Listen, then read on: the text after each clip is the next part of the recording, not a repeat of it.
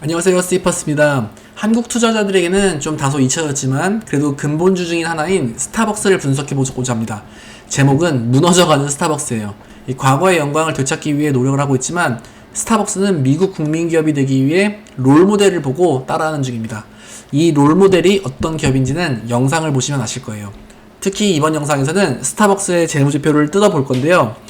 이제 장기 투자하시는 분들은 꼭 보시고요. 그럼 구독과 좋아요 눌러주시고 시작하겠습니다.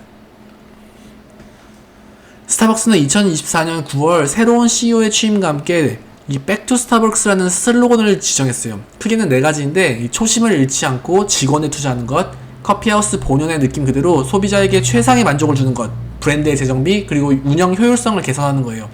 이 첫 번째가 좀 큰데요. 매장 직원들의 육아휴직을 확대해주고 월급이랑 복지를 더 증가해주는 거예요. 그러니까 운영 비용을 줄이면서 매출과 소비자 만족을 극대화시키려는 일반적인 생각과는 다르죠.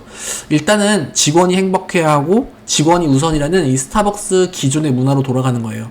근데 이게 보면 첫 번째와 두 번째 전부 필연적으로 회사의 비용이 들어가겠죠.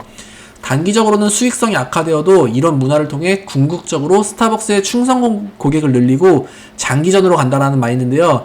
다시 예전처럼 스타벅스 바리스타 분들이 방긋방긋 웃으며 고객 만족도 최상의 카페 경험을 할 수 있을지와 이 전략이 통할지는 지켜봐야겠습니다.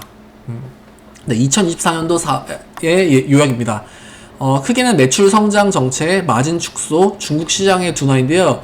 이것만 보면 정말 최악의 이제 한 분기였죠.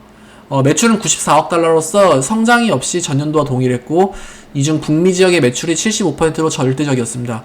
분기 대비로는 이제 중국과 북미의 매출이 각각 6%, 4%씩 감소하였는데요. 특히 영업이익률도 11.9%로 전년 대비 감소했어요. 주당 순이익이죠. EPS는 22%나 감소했고요. 다만 전체 매장 수는 4576개로 전년 대비 5% 증가했는데, 결국 동일 매장 매출이 감소했다는 뜻이죠. 긍정적인 점이라면은 이 디지털 리워드 프로그램이죠. 스타벅스 앱을 90일 이상 활성한 유저는 3,460만 명으로 이 충성 고객들은 증가했습니다. 스타벅스는 확장 중에 있지만 이 성장 둔화와 수익성 감소 문제에 직격탄을 맞았어요. 전체 매장 수를 보면 매년 전체 매장의 숫자는 이렇게 증가 중입니다. 23년 말에는 이 38,000여 개였던 숫자가 매장이 2024년 말에는 4만 개를 넘겼어요. 하지만 이 4분기 하나만 보면 전년 대비 70% 정도만 확장했고요. 주로 해외 이 라이센스 스토어의 숫자가 크게 감소했어요. 이 부분은 좋지 않은 시그널이죠. 반면 해외 직영접은 크게 증가했고요. 그럼 재무제표를 뜯어보겠습니다. 먼저 손익계산서예요.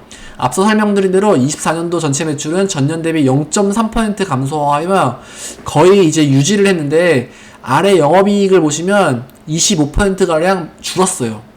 즉 매출은 그대로인데 비용이 크게 증가했다는 이유죠. 그중 가장 큰 비중을 차지한 것은 이 스토어 오퍼레이팅 익스펜스로 매장 운영 비용이 증가했다는 겁니다. 즉 직원들의 월급과 제품 퀄리티 상승 등 앞서 설명드린 백투 스타벅스 노력의 일환인 거죠. 이거 정말 불안한데요. 과연 매출 반등과 비용 절감의 균형이 가능할지 궁금합니다. 또한 이런 방법으로 다시 예전의 영광을 되찾을 수 있을지도 궁금해요. 이러면 결국 커피 가격은 계속 올릴 텐데 소비자에게는 그것을 뛰어넘는 스타벅스 고유의 감성과 문화를 느끼게 해줘야 되지만 잘 모르겠습니다. 일단 비싸면 잘 안 가잖아요, 그렇죠? 네, 다음은 대차 대조표인데요. 자산 부분이에요. 스타벅스는 24년 말 기준 37억 불의 현금성 자산을 보유 중이에요. 하지만 뒤에서 보시겠지만 사실 이것은 대부분이 예수금이에요.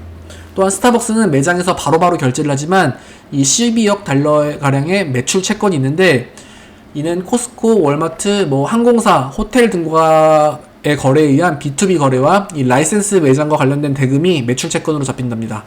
대부분의 자산은 현금성 자산이고, 그리고 건물과 이제 리스 자산으로 이루어져 있어요. 또 다른 특이점은 없습니다. 그럼 부채와 이제 자본을 볼게요. 자기 자본. 보시면 이 선불카드 부채가 약 82억 달러예요.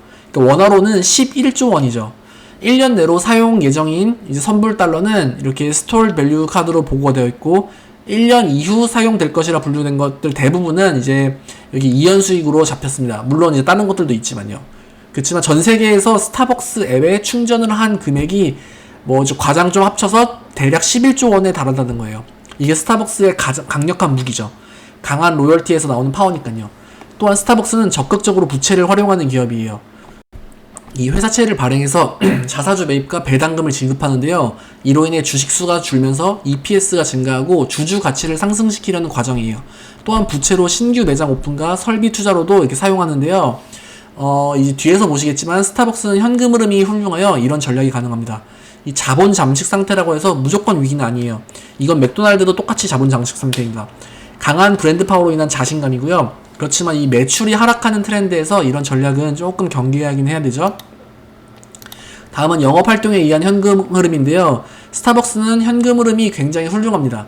전년 대비 다소 줄긴 했지만 20억 달러의 현금을 이 영업활동으로 인해서 창출했어요. 이 중 약 5억 달러는 손님이 바로 쓸 것처럼 비용 처리한 거지만 실제로는 쓰지 않는 이현금이고요. 거의 무료 운용 자금금이죠. 이게 이제 8억 달러의 매출을 기록했지만 실제 현금은 20억 달러를 창출한 거거든요. 이 회사는 매출도 중요하지만 이 현금 흐름이 가장 중요합니다. 매출이 아무리 잘 나와도 현금이 돌지 않으면 운영이 안 돼요. 그런 면에서 스타벅스는 여전히 훌륭하고요. 다음은 투자활동과 재무활동에 의한 현금 흐름인데요. 이번에도 이제 7억 달러 가량을 이제 매장 관련 건물과 땅을 사며 직영점 투자에 멈추지 않았고요. 해외 매장 이제 브랜드 인수합병에 2억 달러를 쓴 것도 눈에 띕니다. 그리고 이 주주들의 배당금으로는 약 7억 달러를 지불했고요. 전년도 대비 배당금이 증가했죠. 그렇지만 눈에 띄는 점은 이번에는 자사주 매입을 하지 않았어요. 네, 전년에는 약 13억 달러 가량의 자사주 매입을 했는데 이번에는 제로죠. 결국 재무 건정성을 위해 일시적으로 중단했는데 사실 이게 좋지 않은 시그널이죠. 결과적으로는 4억 달러 가량의 현금이 증가하며 37억 달러의 현금을 보유한 채로 끝났습니다. 예, 결론입니다. 여러모로 이 무너져가고 있는 스타벅스인데요. 물가 상승, 경쟁 상승으로 인해 예전의 지위를 유지하기도 어려운데 여기에 새 슬로건을 통해 비용도 상승하고 있어요. 이제는 떠나버린 고객의 마음을 열어야 합니다. 이 성장주 관련해서 스타벅스를 본다면 투자 미달일 수도 있어요. 하지만 배당 가치주로서만 본다면 스타벅스는 여전히 좋은 기업입니다. 스타벅스의 롤모델은 애플이 아닌 맥도날드예요. 강한 브랜드 파워와 현금 흐름을 통해서 전 세계 매장이 증가하고 있고 자본 잠식 상태이지만 계속해서 배당을 증가하고 있어요. 보셨듯이 배당은 앞으로도 충분히 유지될 수 있고요. 즉 스타벅스는 이제 배당 가치주로서 국민 기업으로서 다가가고 있는 단계라고 봅니다. 하지만 역시 강조하지만 이 백투 스타벅스의 캠페인을 지켜봐야 할 것 같아요. 내일 근처 스타벅스에 한번 가서 얼마나 바뀌었는지 느껴보면서 이 예전 스타벅스의 달콤한 기억을 느낄 수 있는지 한번 느껴보고 오겠습니다. 영상이 도움되셨으면 구독과 좋아요 그리고 댓글 꼭 부탁드릴게요. 감사합니다.